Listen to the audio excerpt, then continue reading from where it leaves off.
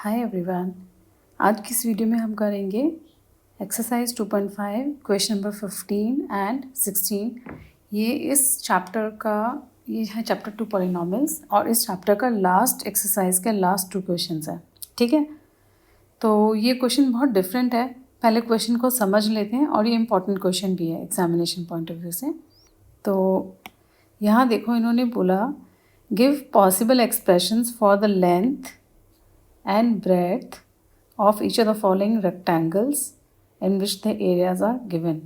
इन्होंने बोला कि हमारे पास एक रेक्टेंगल है, उसका एरिया दिया हुआ है हमें और लेंथ और ब्रेड्थ हमें बतानी है। ठीक है, तो एरिया कहाँ दिया हुआ है? ये एरिया दिया हुआ है। अगर ये एरिया है, इसका मतलब ये हुआ कि ये is equal to length into breadth होगा according to the formula of area of a rectangle.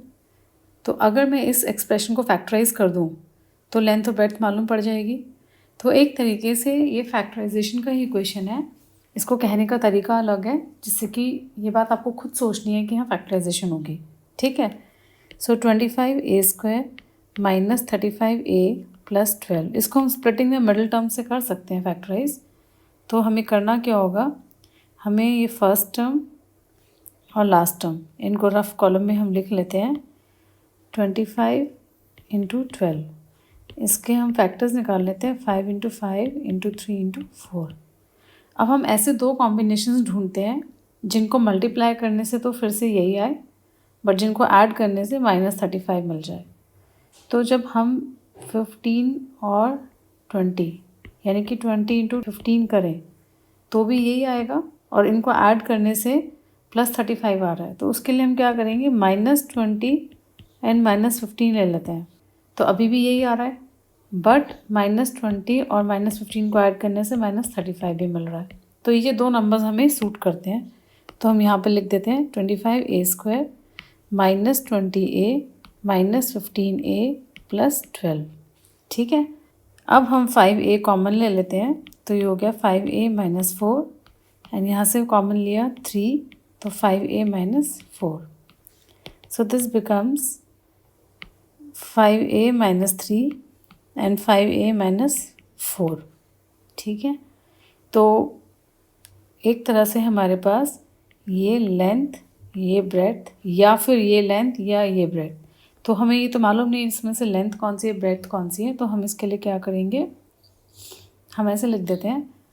वैसे तो हम बता सकते हैं, बट अभी हम यहाँ लिख देते हैं पॉसिबल, क्योंकि वर्ड भी यूज़ कर रहे हैं, पॉसिबल एक्सप्रेशंस। ये फुल फॉर्म लिखना है, वो फुल सेंटेंस लिखना है, possible expressions for the length and breadth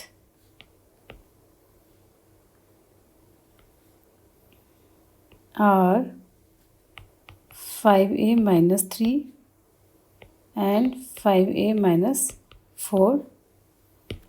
ठीक है, ये हमारा आंसर हो गया।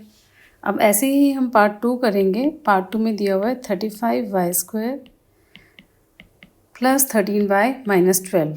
यहाँ पे भी 35 और -12 को हम साइड में ले लेते हैं, 35 इंटू -12। अब हम इसको ब्रेक कर लेते हैं पहले, 5 इंटू 7 इंटू 3 इंटू 4। अभी माइनस साइन को हम बाद में देखेंगे किसके साथ यूज़ करना है। ठीक है, अब हमें ऐसे दो कॉम्बिनेशन चूज़ करने हैं जिससे हमें 13 मिले।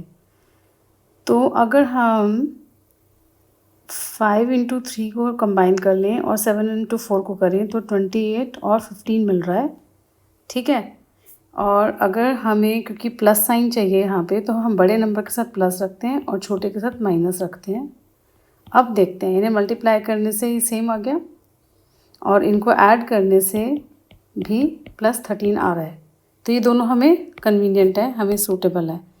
तो हम यहाँ लिख देते हैं 35y² plus 28y minus 15y minus 12। यहाँ पर आ गया 7y, ब्रैकेट में आ गया 5y प्लस 4, यहाँ -3, तो 5y प्लस 4। तो हमारे पास आ गया 7y माइनस 3, 5y प्लस 4। अब क्योंकि ये फैक्टराइज हो चुका, तो हम बोल सकते हैं इनमें से एक लेंथ है और एक ब्रेड्थ है। तो हमें फाइनल स्टेटमेंट लिख देंगे, the possible expressions for the length and breadth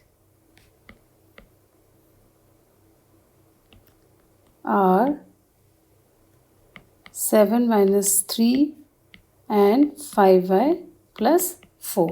ठीक है, अब हम करते हैं क्वेश्चन नंबर 16। यहाँ पे हमें बोला है वॉल्यूम दी हुई है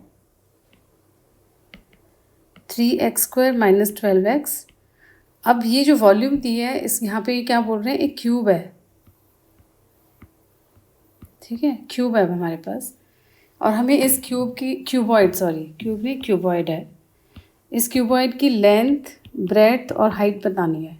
वॉल्यूम दिया हुआ है, तो अगर ये वॉल्यूम है इसका मतलब ये length into breadth into height के इक्वल होगा। तो अगर हम इसे फैक्टराइज कर दें और इसके 3 फैक्टर्स ढूंढ लें तो हमें लेंथ, ब्रेड्थ और हाइट मालूम पड़ जाएगी। तो हम फैक्टराइज कर लेते हैं। 3x² माइनस 12x, इसमें से हमें 3x कॉमन मिल रहा है तो ब्रैकेट में रह गया x माइनस 4। तो एक्चुअली में ये हो गया 3 multiplied by x multiplied by x minus 4। तो ये एक फैक्टर, ये दूसरा फैक्टर और ये तीसरा फैक्टर। तो हम बोल देंगे द पॉसिबल डायमेंशंस से मतलब यहाँ पे लेंथ, ब्रेड्थ और हाइट ही होता है ऑफ द क्यूबॉइड आर, ऐसे लिखेंगे और फिर तीनों फैक्टर्स लिख दो 3 कॉमा लगा के x एंड x माइनस 4। ठीक है, अब करते हैं पार्ट 2। यहाँ पे वॉल्यूम जो दिया है वो दिया है 12ky² plus 8ky minus 20k। Okay, तो यहाँ पर फिर से फैक्टराइज करते हैं। हमें दिखाई दे रहा है कि 4k कॉमन है। सबसे पहले 4k को बाहर ले लेते हैं तो ब्रैकेट में आ गया 3y² plus 2y minus 5। Okay, ये आ गया। अब हम इसको फैक्टराइज कर लेते हैं, इस वाले पार्ट को। तो हमारे पास आ गया 4k एंड हमने यहाँ ब्रैकेट लगाया। यहाँ पे भी हम स्प्लिटिंग द मिडिल टर्म करेंगे तो ये हो जाएगा 3y² plus 5y minus 3y minus 5। ठीक है, तो ये हो गया 4k, यहाँ कॉमन लिया y तो ब्रैकेट में आ गया 3y plus 5 minus 1 3y plus 5। सो ये हो गया 4k y minus 1 and 3y plus 5। अब हमारे पास 3 फैक्टर्स आ गए और हम लिख देंगे द पॉसिबल डायमेंशंस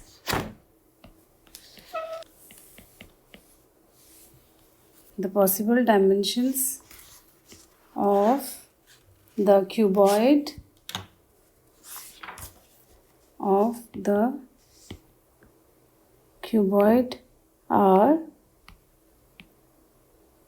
इसलिए हम 4 पॉसिबल वर्ड यूज़ कर रहे हैं कि हम एग्जैक्टली नहीं बता सकते कौन सा डायमेंशंस कौन सा है, तो ये पॉसिबल वर्ड आता है, ये आंसर है। ठीक है, तो अब हमारा चैप्टर ख़त्म हो गया है। आपके कोई भी डाउट है पूरे चैप्टर में से पूछ सकते हो। Feel free to ask your doubts. Okay, thank you.